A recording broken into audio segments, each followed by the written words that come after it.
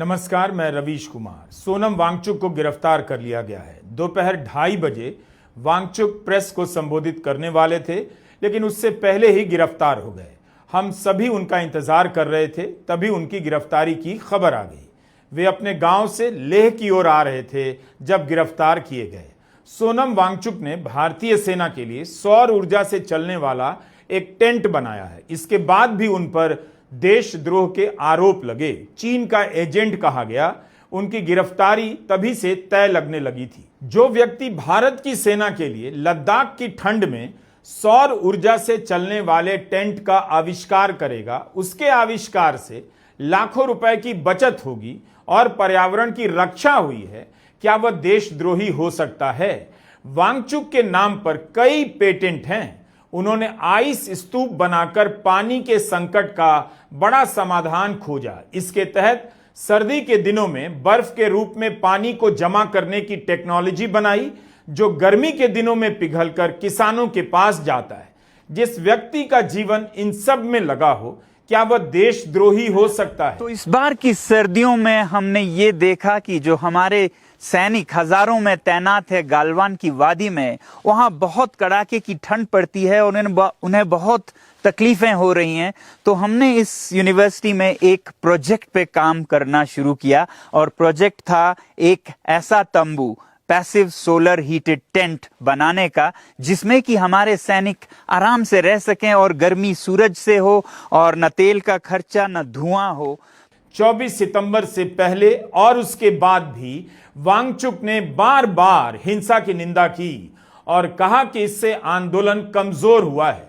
उन्होंने लद्दाख की युवा पीढ़ी से कई बार अपील की कि उनका रास्ता शांति का है, हिंसा का नहीं। वे भी हिंसा के रास्ते पर ना चलें। मैं पूछ रहा था कि बीजेपी का जो ऑफिस जलाया गया है, उस पे आपकी क्या प्रतिक्रिया होगी? किसी भी हिंसा पे, किसी भी आगजनी या तोड़फोड़ पे मैं खुश नहीं हूं, मैं उसकी निंदा करता हूं। ये तरीका नहीं था, हमारा तरीका शांतिपूर्ण था, उसको और धैर्य से हमें आगे बढ़ाना था। अरविंद केजरीवाल ने वांगचुक की गिरफ्तारी की निंदा की है और ट्वीट किया है कि रावण का भी अंत हुआ था, कंस का भी हुआ था, हिटलर और मुसोलिनी का भी अंत हुआ था और आज लोग उन सभी से नफरत करते हैं। आज हमारे देश में तानाशाही चरम पर है।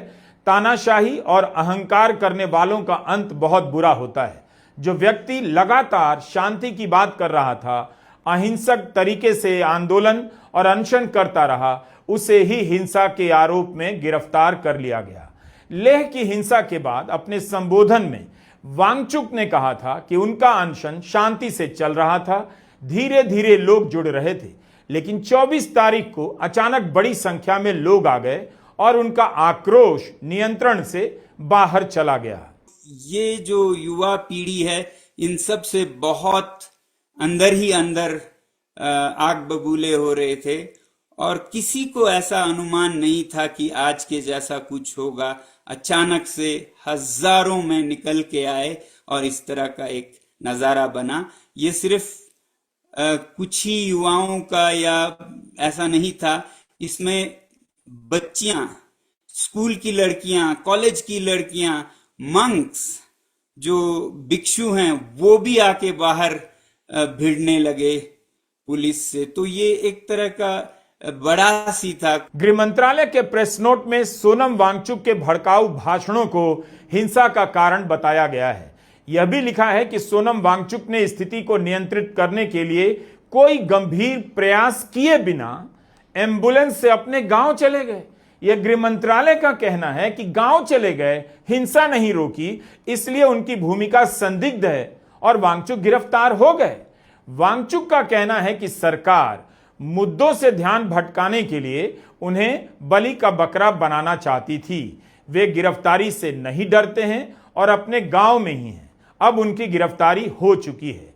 लद्दाख और उनके बारे में जानने वालों ने कभी नहीं सोचा होगा कि सोनम वांगचुक को भी गिरफ्तार किया जा सकता है। जो अनशन पे बैठे थे उनमें हमारे बहुत ही वरिष्ठ नेता भी थे, थुप्स्तन सेवांग जी जैसे। वो बाहर गए भी रोकने के लिए युवाओं को, मगर डर था कि उन्हीं पे अटैक ना हो जाए, उन्हें वापस आना पड़ा। इतने बेकाबू हो गए थे युवा, जैसा कहते हैं ना जेनजी का जो फ्रेंजी, वो आज लद्दाख में दिखने लगे। उनको किसी के नहीं सुनाई दे रहा था, किसी की वो नहीं सुनना चाहते थे। वो बस जान की परवाह नहीं कर रहे थे। गोलियां चल रहे थे, वो गोलियों के बीच अपना तोड़ फोड़ किए जा रहे थे। मगर मैं समझता हूं उनकी बढ़ास को, जो 5 साल का था, मगर ये तरीका नहीं था। इस जो तरीका अपनाया उसकी मैं निंदा करता हूं। सोनम वांगचुक की गिरफ्तारी के साथ साथ यह भी खबर आ रही है कि लेह में इंटरनेट सेवा बंद कर दी गई है, मोबाइल नेटवर्क ठप हैं और ब्रॉडबैंड की रफ्तार धीमी कर दी गई है। वांगचुक की छवि देश में पर्यावरण को बचाने के लिए नए नए तरीके खोजने वाले आविष्कारक की रही है।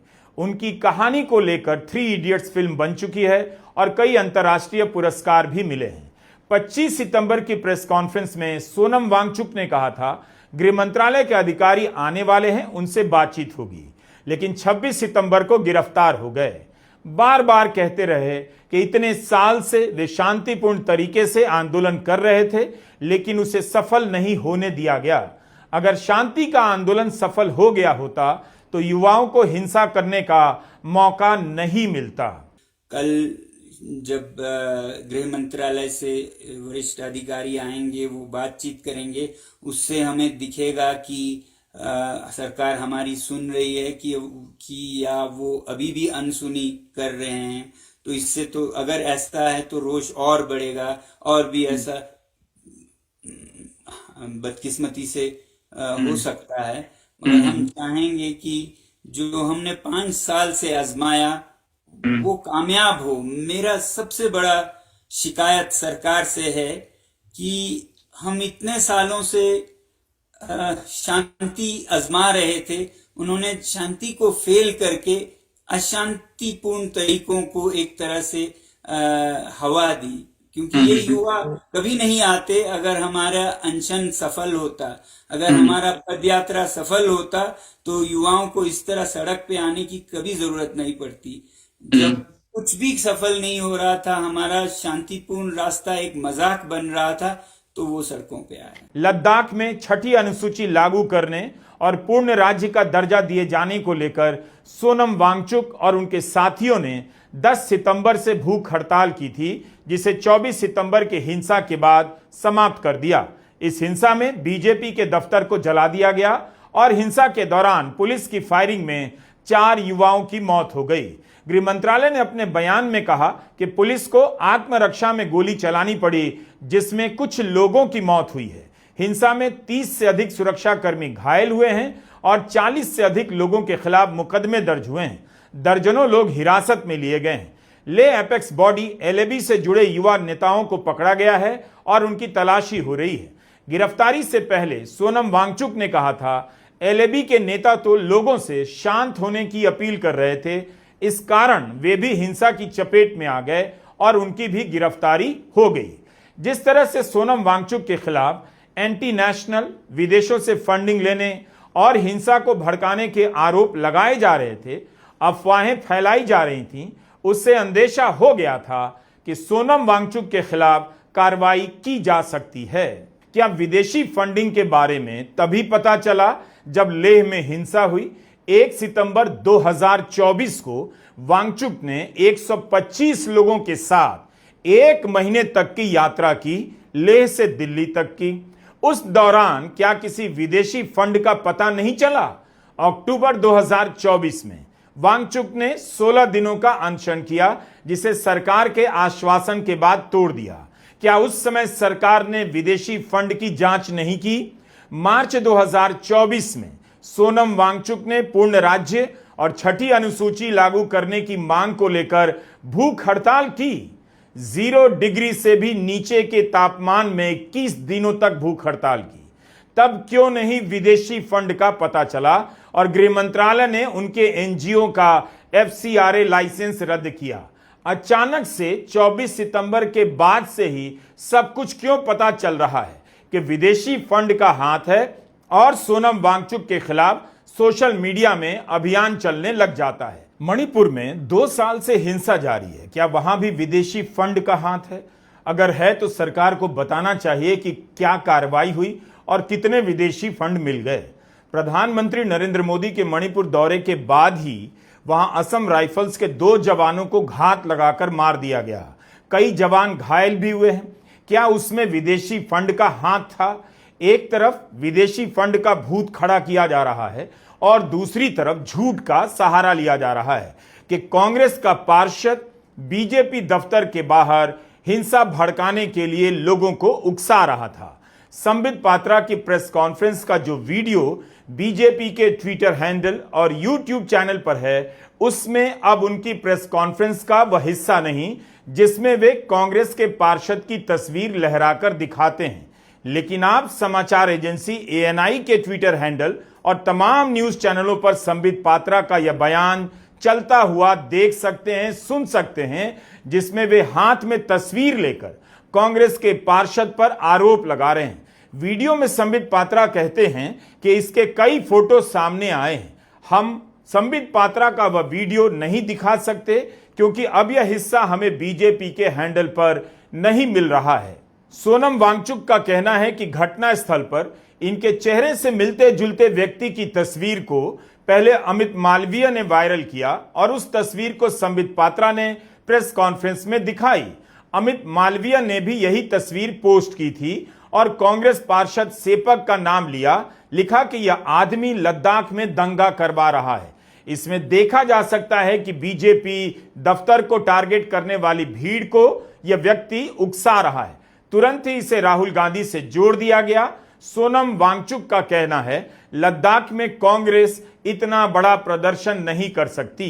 ऑड न्यूज के मोहम्मद जुबैर ने अपने ट्विटर हैंडल पर ऐसे कई ट्वीट की जांच की है जिसमें इस तस्वीर का इस्तेमाल किया गया है और यही तस्वीर टीवी चैनलों पर भी चली है। आईटी सेल द्वारा वायरल किया गया है कि कांग्रेस पार्षद सेपक हैं। जुबैर का दावा है यह सेपक की तस्वीर नहीं है। मोहम्मद जुबैर ने अपने हैंडल पर ऐसे तमाम ट्वीट की जांच की है और बताया है कि कैसे निशिकांत दुबे और संबित पात्रा से लेकर अमित मालवीय के ट्वीट में जिस व्यक्ति को देखा जा सकता है वह सेपक नहीं है, उनसे अलग दिखाई देता है। कांग्रेस नेता सेपक ने भी अपना एक बयान जारी किया है और कहा है कि तस्वीर उनकी नहीं। जिन टीवी चैनलों ने उन्हें लेकर झूठी खबर चलाई, क्या सेपक की सफाई को जगह देंगे और उनसे माफी मांगेंगे? कांग्रेस और सेपक दोनों ने कहा है इस मामले में कानूनी सहायता लेंगे। इस देश का यह कितना बड़ा दुर्भाग्य है कि हमारे मौजूदा गृह मंत्री अमित शाह हैं। वो अब तक के सबसे फेल्ड और नाकाम गृह मंत्री हैं। भारत में गृह मंत्री का काम देश की आंतरिक सुरक्षा को चुस्त दुरुस्त रखना है, कानून व्यवस्था को बरकरार रखना है और देश की सीमाओं को सुरक्षित रखना है।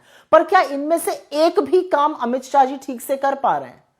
और असलियत यह है कि अब लद्दाख जैसी शांत जगह में भी हिंसा की आग जल उठी है, भड़क रही है और यह सब गृह मंत्री अमित शाह की नाक के नीचे हुआ है।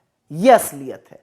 असलियत यह है ना इनके पास इनमें से किसी भी चीज की कोई खुफिया जानकारी पहले से होती है, ना रोकने की कोई तरकीब होती है और ना ही घटना के बाद ये कोई मजबूत फैसला ले पाते हैं।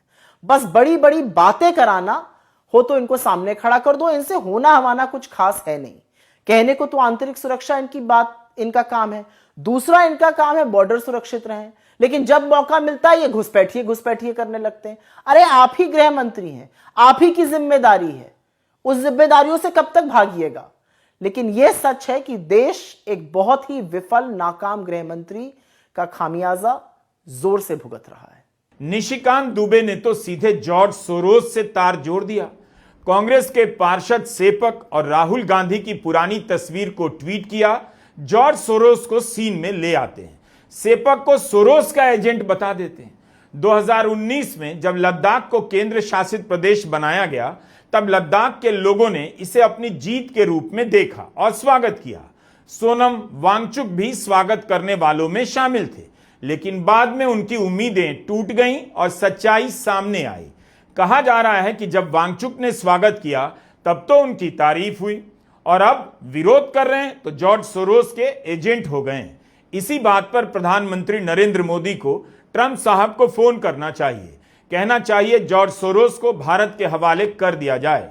ट्रंप टैरिफ पर टैरिफ लगा रहे हैं, फार्मा सेक्टर पर 100% टैरिफ लगा दिया है, जिससे भारत के उद्योग धंधे बर्बाद हो सकते हैं, हजारों लोग बेरोजगार हो सकते हैं। सोनम वांगचुक और बांग्लादेश के अंतरिम प्रधानमंत्री की पुरानी तस्वीरों को वायरल किया जा रहा है और दावा किया जा रहा है कि वे चीन के एजेंट हैं। कहा जा रहा है कि चीन प्रभावशाली लोगों को खरीद रहा है और नेपाल से लेकर बांग्लादेश और श्रीलंका के सभी प्रदर्शन करवा रहा है। नेपाल में कभी अमेरिका का हाथ बता दिया जाता है तो कभी चीन का। दोनों तो संभव नहीं हो सकता। सरकार बताए कि अगर चीन का हाथ है तो लद्दाख के संगठनों से सरकार क्यों बात कर रही है। सोशल मीडिया पर वीडियो वायरल है जिसमें दावा किया जाता है कि चीनी सैनिक भारत के चुशुल इलाके में घुसकर लद्दाख के चरवाहों को आगे बढ़ने से रोक रहे हैं और वीडियो बना रहे हैं। लद्दाख के चरवाहे उनका विरोध कर रहे हैं। आज तक सरकार ने इस पर सफाई नहीं दी कि भारत की जमीन पर चीन का कब्जा है या नहीं। सोनम वांगचुक कई बार चीन के कब्जे के खिलाफ बोल चुके हैं। जब वे सब बातें करते हैं तब लोग तालियां बजाते हैं। अब कहा जा रहा है सोनम वांगचुक चीन के एजेंट हो गए हैं। दूसरी तरफ उत्तर से चीन अपना अतिक्रमण बढ़ाए जा रहा है दशकों से, और हाल के सालों में तो हद से ज्यादा, और यह भी छुपाया जा रहा है। एक तरफ इतनी पीड़ा इन चरवाहे समुदायों को, और उसके बाद वो आह भी ना कर पाए। अगर वो आह करें, अगर कोई कहे कि यहां पर जमीनें गई हैं हमारे जमीनों को बचा नहीं पाए हैं, तो उनको कभी देशद्रोही, कभी उनको धमकियां दी जाती हैं।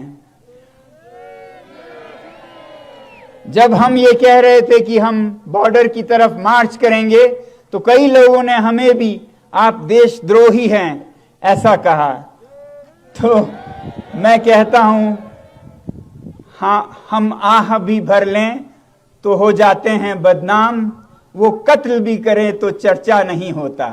एक ही पैटर्न है। किसान आंदोलन करते हैं तो खालिस्तानी एंगल खोज लाया जाता है। उत्तराखंड में नौजवान प्रदर्शन करते हैं तो नकल जिहाद की बात होने लग जाती है। तो राजस्थान के झालावाड़ में लोगों ने मशाले लेकर जो प्रदर्शन किया उसमें किनका हाथ हो सकता है। गुजरात के कच्छ में किसानों का प्रदर्शन चल रहा है, उसके पीछे कौन हो सकता है? क्या जॉर्ज सोरोस हो सकता है? इसलिए लगता है कि वांगचुक को टारगेट किया जा रहा है ताकि उनके साथ साथ उनकी बनाई संस्थाएं समाप्त कर दी जाएं। लद्दाख से आने वाली एक महत्वपूर्ण आवाज जिसकी साख दुनिया भर में है, खत्म हो जाए। इसलिए इसे पूर्ण राज्य के अलावा लद्दाख के प्राकृतिक संसाधनों की भावी लूट से भी जोड़कर देखना चाहिए। यह सब किसके फायदे के लिए किया जा रहा होगा? सोनम वांगचुक इस बात को लेकर सवाल उठाते रहे हैं कि लद्दाख में चरवाहों की जमीन उद्योगों को दी जा रही है और जब भी कोई विरोध करता है उसे देशद्रोही बता दिया जाता है। लद्दाख का पर्यावरण बेहद संवेदनशील, नाजुक माना जाता है।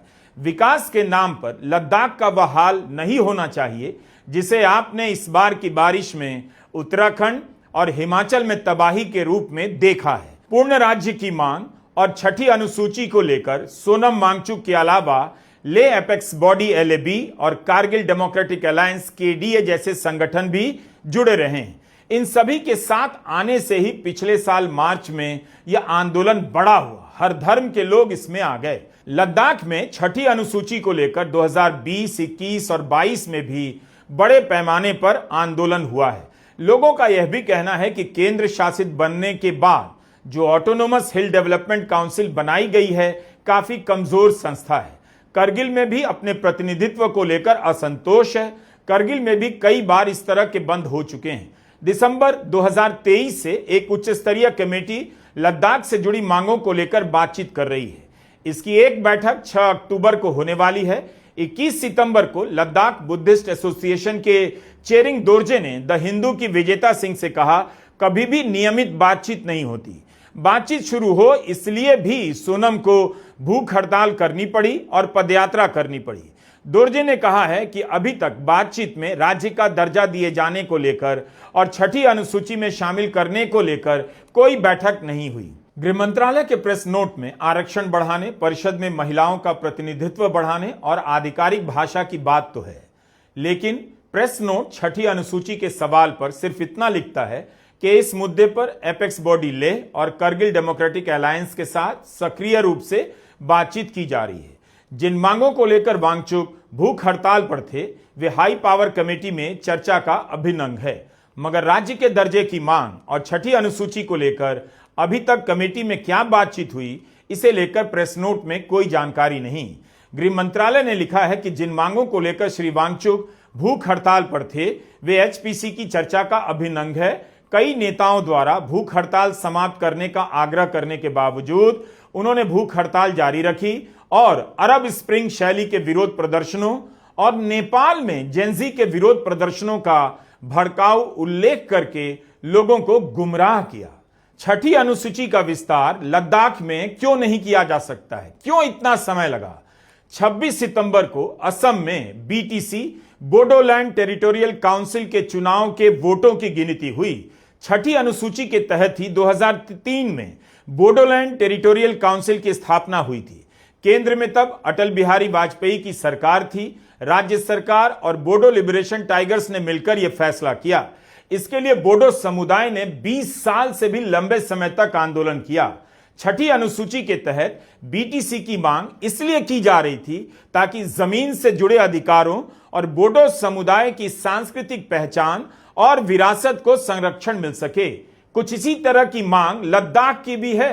भारत में नए नए राज्यों का आंदोलन राजनीतिक माना जाता है। नए नए राज्य बने भी हैं। 2019 में ही जम्मू कश्मीर को राज्य का दर्जा देने का वादा किया गया, जो अभी तक पूरा नहीं हुआ, जबकि सुप्रीम कोर्ट ने भी देरी को लेकर नाराजगी जताई। अभी तक इस मसले पर सुनवाई ही चल रही है। मार्च 2025 में अमित शाह ने फिर कहा राज्य का दर्जा देंगे, कब देंगे यह नहीं बताया। जम्मू कश्मीर के मुख्यमंत्री उमर अब्दुल्ला आए दिन राज्य का दर्जा देने की मांग करते हैं और उन्हें यह करना भी चाहिए। लद्दाख भी केंद्र शासित है और जम्मू कश्मीर भी, लेकिन एक जगह पर निर्वाचित मुख्यमंत्री हैं तो दूसरे जगह पर प्रशासनिक परिषद। दोनों ही जगहों पर अधिकार की मांग हो रही है। जाहिर है कोई भी मांग करेगा कि उसे अधिक अधिकार दिया जाए। प्रिय प्रधानमंत्री नरेंद्र मोदी जी, नमस्कार। न सिर्फ आपने लद्दाख को यूटी का दर्जा दिया, बल्कि वादा किया कि लद्दाख को 6वें शेड्यूल में संरक्षित करेंगे। हमारी बहुत बड़ी उम्मीद जागी, मगर आने वाले सालों में ये बातचीत गृह मंत्रालय के साथ चलने लगी और वो बिल्कुल धीमे होते होते रुक सी गई। कहा जाता है कि उद्योगपतियों का बहुत दबाव आया और बात यहाँ तक पहुंची कि 2 साल पहले गृह मंत्री अमित शाह जी ने लद्दाख के नेताओं को फटकार लगाते हुए ये कहा कि मैं आपको 6 शेड्यूल नहीं दूंगा, चाहे प्रधानमंत्री खुद लिख के दें, मैं नहीं दूंगा। तो इससे हमें लगता है कि आप शायद देना चाहते थे शुरू से ही, मगर अमित शाह जी को कोई आपत्ति थी। मैं आपसे विनती करूंगा कि आप अमित शाह जी से बोलें, उन्हें समझाएं कि वचन पूरा करना एक आदर्श होता है। रघुकुल रीति सदा चली आई, प्राण जाए पर वचन न जाए। ये राम के आदर्श हैं। हम राम के बड़े बड़े मंदिर बनाते हैं, उनके आदर्शों पे भी हमें चलना चाहिए। ये लद्दाख की आशा है आपसे, और उन्हें अपना वचन निभाने में मदद करने के लिए हम आंदोलन चला रहे हैं। इसके पीछे किस ताकत का हाथ हो सकता है? लद्दाख में 2024 में बीजेपी लोकसभा का चुनाव हार गई। क्या उसके पीछे भी किसी ताकत का हाथ रहा होगा? जॉर्ज सोरोस आया होगा, या अपने वादे से मुकर जाने के कारण जनता ने बीजेपी को हरा दिया? दावा किया जा रहा है कि बीजेपी ने कभी भी आधिकारिक रूप से पूर्ण राज्य का दर्जा देने या छठी अनुसूची में शामिल करने का वादा नहीं किया, मगर लद्दाख के लोगों का कहना है 2019 से ही छठी अनुसूची का वादा किया जा रहा है, पर अभी तक इसे लागू नहीं किया गया। 2019 में बीजेपी ने लद्दाख के घोषणा पत्र में वादा किया था कि इलाके को छठी अनुसूची में शामिल करेंगे। स्थानीय नेताओं का कहना है 2020 के लेह परिषद के चुनाव में बीजेपी ने इस वादे को दोहराया, मगर 2024 के अपने घोषणा पत्र में बीजेपी ने ऐसा कोई वादा नहीं किया। 2024 में बीजेपी लेह लद्दाख की सीट हार गई। मोहम्मद हनीफा जान निर्दलीय सांसद के रूप में चुने जाते हैं। The Ladakis are still waiting. They have not got back their statehood. You have not given them a legislature. You have not included them in the 6th schedule. You have not given their demand of 2 separate seats of Leh and Kargil. As a result, in the current Lok Sabha, the Ladakhis have relegated you to third position in the Lok Sabha. You lost. Sonam Wangchuck का एक NGO है SEC MUL जो 1988 से चल रहा है, 2010 से FCRA में पंजीकृत है। जब कोई संस्था विदेशों से पैसा लेती है उसे FCRA के तहत पंजीकरण कराना होता है और पैसे पर केंद्र सरकार की नजर होती है। 20 अगस्त को स्पीड पोस्ट से SEC MUL को कारण बताओ नोटिस जारी किया गया। 19 सितंबर को एनजीओ की तरफ से जवाब दे दिया गया। यह गृह मंत्रालय के प्रेस नोट में लिखा है। IT सेल को अपनी सरकार से पूछना चाहिए कि सोनम वांगचुक तो 1 साल से आंदोलन कर रहे हैं, क्या पता नहीं चला विदेशी फंड आ रहा है। FCRA लाइसेंस रद्द करते हुए गृह मंत्रालय ने कहा है कि इसमें स्टॉकहोम से 4,93,205 रुपए का चंदा मिला है। उनके संगठन ने अपनी रिपोर्ट में कहा है खाद्य सुरक्षा और खाद्य संप्रभुता को लेकर जागरूकता फैलाने के लिए पैसा लिया है। खाद्य संप्रभुता का मतलब होता है जो लोग अनाज उगाते हैं, उसका वितरण करते हैं, उपभोग करते हैं, उन्हीं को खाद्य उत्पादन और वितरण की नीतियों को कंट्रोल करना चाहिए। वांगचुक का मतलब खाद्य की संप्रभुता को लेकर है। इसी की बात इन दिनों प्रधानमंत्री मोदी स्वदेशी के नाम पर कर रहे हैं, लेकिन वांगचुक को फंसाने के लिए खाद्य संप्रभुता को देश की संप्रभुता से जोड़ दिया गया है। गृह मंत्रालय के प्रेस नोट में लिखा है वांगचुक के संगठन ने कहा है विदेशी संस्था ने यह चंदा भारत की संप्रभुता पर अध्ययन करने के लिए दिया है और चंदे को विदेशी डोनर के उद्देश्यों के अनुसार खर्च किया गया है। विदेशी चंदे का प्रयोग देश की संप्रभुता पर अध्ययन करने के लिए नहीं किया जा सकता। यह FCRA कानून के सेक्शन फला के तहत देश के हितों के विरुद्ध है। इस मामले में अब CBI ने उनके 3 संगठनों की जांच शुरू कर दी है। कुल 5 लाख की राशि भी नहीं है। यही बड़ी खोज है। नियमों का उल्लंघन किया गया, इस नाम पर कार्रवाई की जा रही है। साफ दिख रहा है टारगेट किया जा रहा है। लेकिन क्या यही तरीका है कि किसी राजनीतिक समस्या को सुलझाने का? इससे पहले मैं आपको ये बताऊं कि कल यहाँ पर जो 35 दिन के अनशन पे बैठे थे उनमें से 2 लोग अस्पताल में उन्हें ले जाना पड़ा बहुत गंभीर स्थिति में। इससे लोगों में बहुत रोष जागा और आज पूरे लेह में बंद की घोषणा की गई और फिर युवा पीढ़ी हजारों की संख्या में बाहर आ गए। कुछ लोग सोचते हैं कि ये हमारे समर्थक थे। मैं कहूँगा हमारे समर्थक से ज़्यादा, हालांकि समर्थक पूरा लद्दाख है इस मुद्दे पर लद्दाख के, मगर ये युवा पीढ़ी का बड़ास था। मैं हमेशा बोलता आया हूँ कि ये नुस्खा है समाज में अनरेस्ट का, सोशल अनरेस्ट का, कि आप बिना काम काज के युवा को रखें और उनके जो लोकतांत्रिक अधिकार हैं उनको भी छीन लें ना। आज यहाँ पर कोई लोकतंत्र का मंच नहीं है और 6वां शेड्यूल जिसकी घोषणा की थी, वचन दिया था, वो भी नहीं माना गया। फिलहाल मैं इनमें नहीं जाना चाहूँगा। मैं अपील करता हूँ लद्दाख के युवा पीढ़ी से कि वो जो भी हो इस रास्ते पर न चलें, हिंसा के रास्ते पर। ये मेरे 5 साल के कोशिशों को नाकाम कर देता है। अगर हम इतने सालों से अनशन कर रहे हैं, शांति से पदयात्रा कर रहे हैं और फिर अंत में अगर हिंसा कर बैठे तो ये हमारा रास्ता नहीं है। सरकार को लद्दाख से लेकर जम्मू कश्मीर की मांग पर तुरंत विचार करना चाहिए। बातचीत के नाम पर और नहीं टालना चाहिए। देश भर में 6ठी अनुसूची की हालत क्या है, इसे लेकर बहस करने की जरूरत है। 6ठी अनुसूची का मुद्दा अगर आप आदिवासी इलाकों में देखेंगे, अलग अलग प्रदेशों में समय समय पर उठता रहता है। इस बात को लेकर कि इस अनुसूची के प्रावधानों को सही से लागू नहीं किया जा रहा है और इसकी आड़ में भी उनकी जमीनें लूटी जा रही हैं। तो लद्दाख के आंदोलन को बदनाम करने से, ट्विटर पर माहौल बनाने से जनता में उल्टा और असंतोष बढ़ेगा। बेहतर है सरकार राजनीतिक समाधान की दिशा में गंभीर दिखे और देर ना करे। नमस्कार, मैं रवीश कुमार।